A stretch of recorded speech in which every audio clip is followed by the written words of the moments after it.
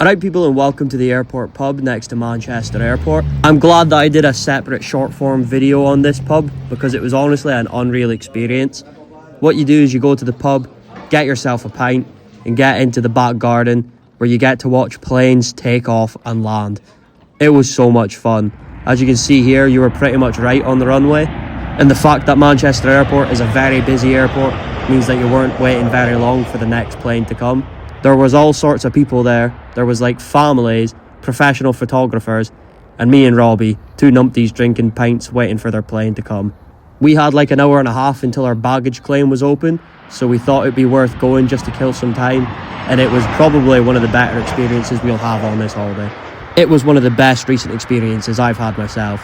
It was unreal. And this was on January 3rd, so it was a freezing cold winter's morning, and it was still unreal. I can imagine if it was to be a summer's day, this would be the best place to be in the world. It was honestly so much fun in the freezing cold. So in the sun, with nowhere to be, I reckon this would absolutely be the spot. So as you can see here shortly, I am thoroughly enjoying myself, even in the freezing cold.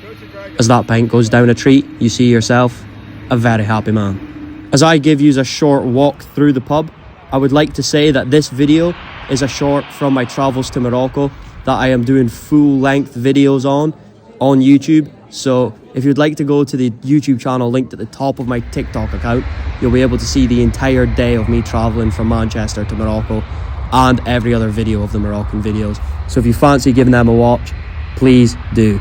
But anyway, back to the airport. Got myself another pint as I watch another plane take off. But this plane wasn't any plane in particular. It was a private jet of what I assume is a millionaire or even billionaire going to Switzerland. Robbie checked his Skyscanner app and it said he was off to Sion, I believe.